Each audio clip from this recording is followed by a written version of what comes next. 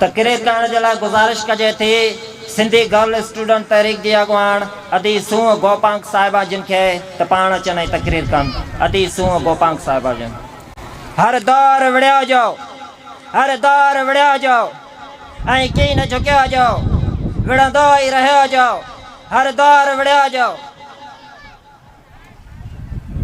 अवामी तहरीक जा मरकज़ी सदर डॉक्टर रसूल बख्श हास्केली साहब, अवामी तहरीक जा जनरल सेक्रेटरी साईं नूर अहमद कातियार साहब, अदीहूर निसा पलीजो साहिबा, सिंधियाणी तहरीक जी अगवान सदर अदी सुभानी डायरी साहिबा ऐं कराची जा अगवान भाइरो भेनरो जीए सिंध जीए कायदे इनकलाब मोहतरम रसूल बख्श पलीजो साहब।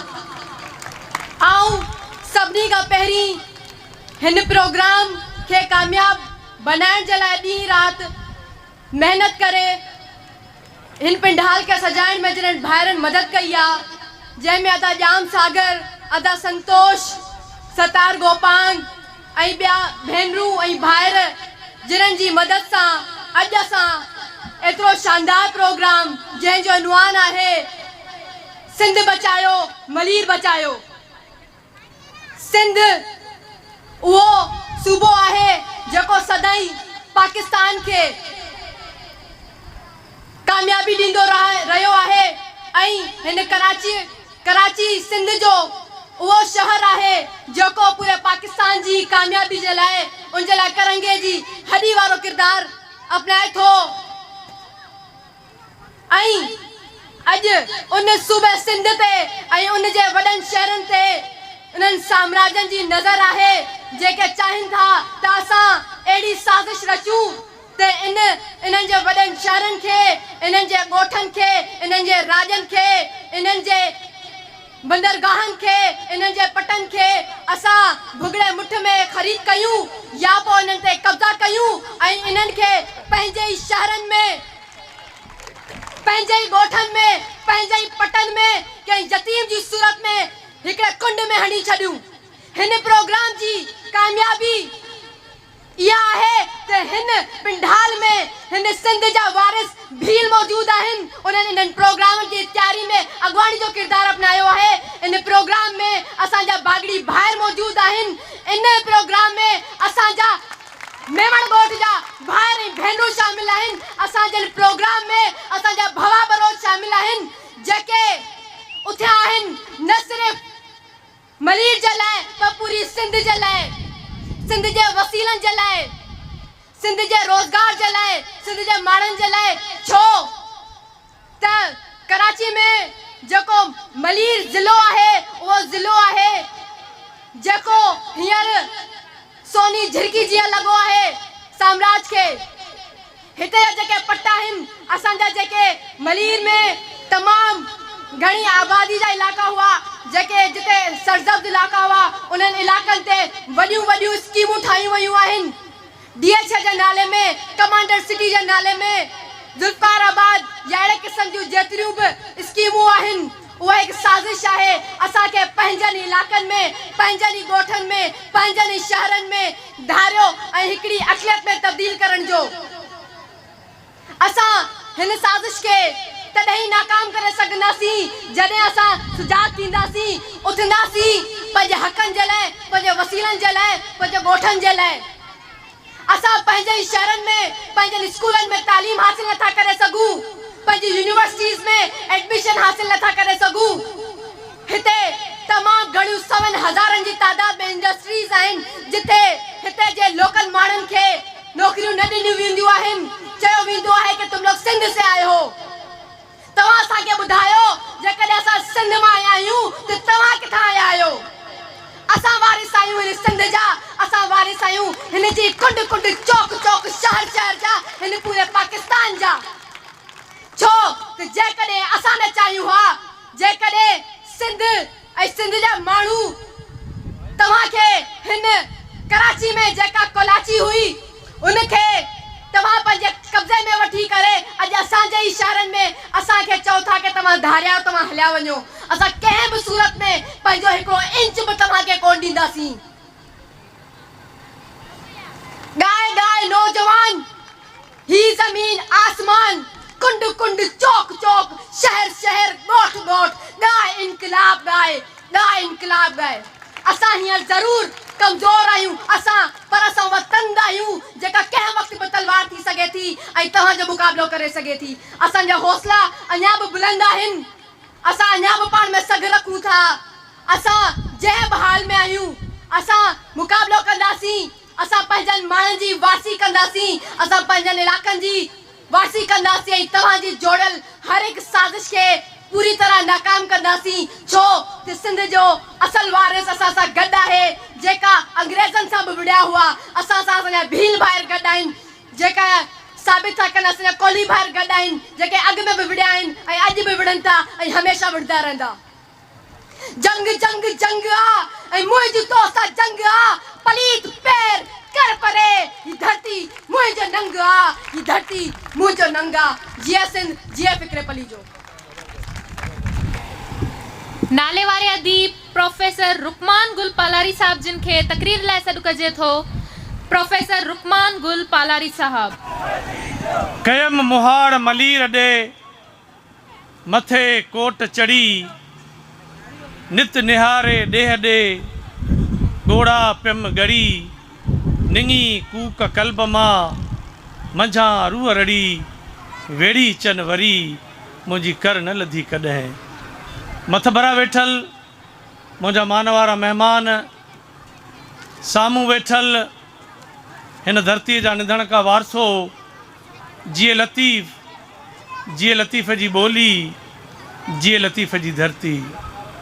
सभिनी खां पहिरीं तव्हां हिन अॼोकी कॉन्फ्रेंस ते अवामी तहरीक जे सभिनी सरवाणनि खे सुठा खीरूं थो ॾियां जो हिन भलारी भूअं जेका मलीर जे नाले सां सुञाती थी वञे, जेकॾहिं नक्शे ते मलीर खे असां ॾिसूं त तव्हां ईअं सम्झो त का ॿाहियारी ॿेल दिला खयो कुॾंदी नचंदी पंहिंजे घर ॾांहुं पई वञे, पर अफ़सोस हुन जा इहे ॿई दिला ठला ऐं खांसि हिन वक़्तु त इहे ॿई दिला फुरे झोरिया विया आहिनि। मलीर जा मसइला त खोड़ आहिनि। जेकॾहिं तव्हां बैरिया टाउन जो हाणे जेको ॿियो फेस जंहिंखे चवनि था, सिपरायो खां तव्हां ॾिसो, तव्हां उतर जे तरफ़ ॾिसो त 45 किलोमीटर हलिया वञो, ओलह जे तरफ़ ॾिसो त 45 किलोमीटर हलिया वञो, जंहिंजो न को मुंहुं न मथो न मुहाड़। इहे सभु ॻाल्हियूं पंहिंजी जाइ ते असां सां ॿियो जेका मसइलो आहे, ॿी जेका वेधन असां सां कई वई आहे, धरती त असांजे पेरनि जे हेठां खिसकाई पई वञे, पर जेके असांजा हाणे बचियल ॻोठ बचा आहिनि, जेके सुरहाण जूं सुवाधायूं था ॾियनि, तव्हां ॾिसो, आउं फ़क़ति गॾाप वारी एरिया जी हिते ॻाल्हि तव्हांजे अॻियां कंदुसि। गाजान ॻोठ ऐं सोरा फ़क़ीर ॻोठ जे विच में हिकिड़ी फैक्ट्री बीठल आहे। ही अहिड़े क़िस्म जूं फैक्ट्रियूं आहिनि जंहिंमें रेड ऑक्साइड जहिड़ियूं शयूं उन्हनि जे कंक्रीट में विधियूं थियूं वञनि, जे नंढड़नि ॿारनि जो साह ॿूसाटे छॾीनि, जे पोड़नि माण्हुनि जा फिफड़ पंहिंजे मुठ में करे छॾीनि। अहिड़ियूं गॾाप जे अंदरि हीअ हिकिड़ी फैक्ट्री न आहे। हाजी जबली जोखियो ॻोठ वटि ॿी फैक्ट्री आहे। हींअर मज़े जी ॻाल्हि इहा आहे त ओस्मान शाह ऐं चनेसर जोखियो ॻोठ जे विच में हिकिड़ी वॾी इंडस्ट्री ठाही पई वञे। असां इंडस्ट्रियुनि जे ख़िलाफ़ु न आहियूं, पर जिते हीअ इंडस्ट्री ठहे पई, जंहिंजो हाणे बुनियादु रखियो वियो आहे, उहा हिकिड़ी ॻाल्हि इहा आहे त इहा सॼी एरिया जेका आहे इहा ग्रीन बेल्ट आहे, इहा आबादी जी एरिया आहे, इहा लाइव स्टॉक जी एरिया आहे। उते हींअर इहा फैक्ट्री जो बुनियादु रखियो वियो आहे। असांजूं समाजी तंज़ीमूं, तोड़े सियासी असांजा जेके अबा आहिनि, जेके हिन वक़्त जा लीडर आहिनि, उहे त ख़ैर चपनि ते चुनूं हणियो वेठा आहिनि, पर हेतिरियूं समाजी तंज़ीमूं आहिनि, शायदि कंहिं फिको ऐं रुखो ऐं बयान बि कोन ॾिनो आहे। इहा हिकिड़ी शहादत असां माण्हुनि सां इहा थी रही आहे त धरती त असां खां हूअं ई खसी थी वञे, पर जेके असांजा बचियल ॻोठ आहिनि उते इहे मौतमार फैक्ट्रियूं अॾे असांजे माण्हुनि खे अपाच, असांजे माण्हुनि खे बीमार पिनण परीअ जेको सो कयो थो वञे। ऐं उनखां सवाइ हीउ जेको खितो जिते असां बीठा आहियूं हीउ सॼो तारीख़ी खितो आहे। हीअ सॼी शइ तारीख़ सां भरी पई आहे। हीउ साम्हूं जबल जेके तव्हांखे पथर जे दौर खां वठी जदीद दौर ताईं जे आसारनि जूं गवाहियूं ॾींदा। हिते कहिड़ियूं ॻाल्हियूं करणु घुरिजनि। मुंहिंजे ख़्याल में खोड़ दोस्त वेठा आहिनि। भिटाई जी हीअ दां जेका मुंहिंजे ख़्याल में इहा ई करे सघिजे थी त जो से लोड़ाऊ थिया जिनी संदी धीर मारवड़ा फ़क़ीर कंहिं दर ॾींदा दाड़ी। महिरबानी। समाजी अगवान मोहतरम याकूब खासकी अली साहब इन पंडाल में पहुता आहिनि। असांजे प्रोग्राम में खेसि भलीकार चऊं था ऐं खेसि स्टेज ते विहण जे लाइ गुज़ारिश कजे थी त पाण स्टेज ते विहनि। गयूर थी ॼमियो रह, गदार थी न मर जाए, ललकार थी उथी प, मरणो आ मौत ईंदो, हीअ ॻाल्हि यादि रखजांइ। धरतीअ मथां ओरडा को भार थी न मर जाए, धरतीअ मथां ओरडा को भार थी न मर जाए। हींअर आउं टेबलो पेश करण जे लाइ गुज़ारिश कंदुसि सोरठ सकाफ़ती ग्रुप जे भेनरुनि खे त पाण अचनि ऐं टेबलो पेश कनि जिन जो उनवान आहे मरसूं मरसूं सिंध न ॾिसूं।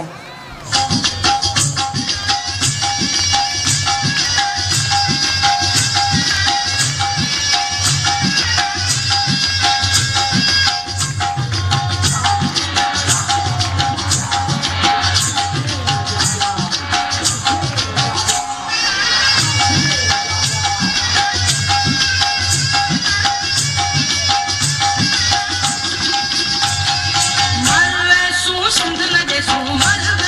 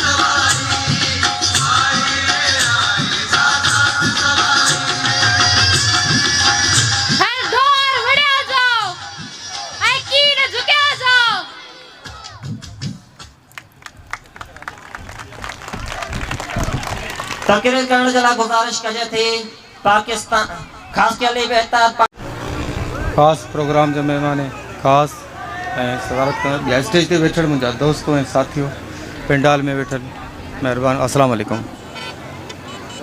जीअं त अॼु जी हीअ प्रोग्राम ख़ासि मलीर बचायो सिंध बचायो कॉन्फ्रेंस आहे, सो सभिनी दोस्तनि खे ख़बर आहे, महिरबाननि खे ख़बर आहे जेकी जदोजहद थी रही आहे सिंध जे अंदरि, उहो मलीर जो इलाइक़ो हुजे चाहे कारूंजर जो इलाइक़ो हुजे, पर सॼी सिंध जेकी आहे हिन वक़्तु पुकारे रही आहे त मूंखे बचायो।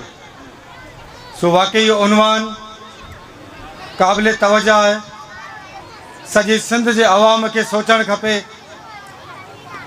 त हाणे क़ौम उन स्टेज ते पहुती आहे त पाण खे बचायो, ॿोली बचायो, क़ौम बचायो, धरती बचायो। सो आउं शुक्रगुज़ार आहियां अॼु जे हिन प्रोग्राम खे तरतीब ॾींदड़ उन्हनि दोस्तनि खे, उन्हनि सोचनि खे जिन सभिनी खे अॼु गॾु कयो आहे, तवजा ॾियारी आहे। हीअ जेके प्रोग्राम आहिनि इहे हालतनि मुताबिक़ ई कोठाया वञनि था। इहा सोच हर माण्हू जी आहे, जंहिंखे थोरी रब सां ई सघ ॾिनी आहे उहो कुझु न कुझु ज़रूरु सोचे थो क़ौमी जे बारे में, उहा क़ौम हुजे, ॿोली हुजे या पंहिंजे खिते खे बचाइण जी ॻाल्हि हुजे। उहा सोच इहा आहे त मजबूर करे थी त अचो गॾु थियूं, अचो जदोजहद कयूं, अचो त विख विख सां मिलाए अॻिते हलूं। सो असां साईं खे यकीन था ॾियारियूं त असां ख़ासि केली कबीलो हिन धरतीअ जो ॼाओ आहे, ख़ासि केली बिरादरी बि उहा ज़रूरु सोच रखंदी जेकी अवां जहिड़ा महिरबान गैरतमंद क़ौम जेको शऊर रखे थी। असां बि इहो यकीन था ॾियारियूं त मुकमल अव्हांखे सपोर्ट हूंदी, अव्हां सां गॾु हूंदासीं इंशा अल्लाह ताला। मुंहिंजा वॾा, मुंहिंजा सीनियर हिते वेठा आहिनि, साईं खुदानू शाह हुजे, साईं गुलहसन साहिबु हुजे, डॉक्टर रसूल बख्श साहिबु हुजे या ॿिया जेके बि दोस्त वेठा आहिनि, इहे असांजा काफ़ी ज़हीन, सुजाग ऐं हिननि सभिनी सिंध जे मथां जेके इम्तिहान अची रहिया आहिनि उन्हनि ते नज़र रखंदड़ उहे दोस्त, उहे शऊर आहिनि। असां उन्हनि जे अॻियां कुझु ॻाल्हाइण जे उहा सघ नथा रखूं। इहो ज़रूरु चऊं था त जिथे बहरिया जो मामिलो, जिथे मलीर बचाइण जो मामिलो, जिथे इहे कंपनियूं, फैक्ट्रियूं या इहा जेकी सनअतनि जी यलगार आहे, जेकी सिंधी माण्हू खे अक़लियत में बदिलाइण जी साज़िश आहे या उन्हनि जा हक़ फॿाइण जी साज़िश आहे, उन वेड़ में जिथे बि अव्हां असांखे सॾु ॾींदो हिन वक़्तु अव्हां जे ऐं असांजे हिन प्रोग्राम में साईं रफ़ीक ख़ासकेली जेको पाकिस्तान ख़ासकेली इताद कराची डिवीज़न जो सदर आहे उहो हिते मौजूदु आहे। जेको असीराने बहरिया, जेके बहरिया जो केस में जेकी दोस्त जेल भोॻे आया आहिनि, साईं बि उहो आख़िरी क़ैदी हो। साईं ज़ैन शाह खां अॻु में जेको माण्हू निकितो उहो साईं रफ़ीक ख़ासकेली हुयो, जेको ख़ासकेली इताद जे तरफ़ां बहरिया जे हिन केस में सज़ा भोॻे ॿाहिरि निकितो। अॼु तव्हां सां गॾु वेठो आहे। ऐं अव्हां खां इजाज़त वठी साईं रफ़ीक खे गुज़ारिश थो कयां त उहो स्टेज ते अचनि। सो साईं इहा गुस्ताखी इन करे थो कयां त असांखे हैदराबाद वञिणो आहे, ऐं पाण हैदराबाद वञी रहिया के दोस्तनि सां गॾु ज़रूरी मसइले ते, ऐं साईं रफ़ीक हिते तव्हां सां गॾु हूंदो। ऐं अव्हांखे साईं वारनि खे यकीन थो ॾियारियां तव्हां जेको बि प्रोग्राम ॾींदा, एहतजाज हुजनि, धरणा हुजनि, केस दाख़िल करणा हुजनि, क़ानूनी तरीक़े सां जेके बि मरहले वाइज़ कोशिशूं जदोजहदूं हूंदियूं, इंशा अल्लाह असां अव्हां सां गॾु हूंदासीं। इंशा अल्लाह पंहिंजो साथ क़ाइमु ऐं दाइमु रहंदो। वॾी महिरबानी।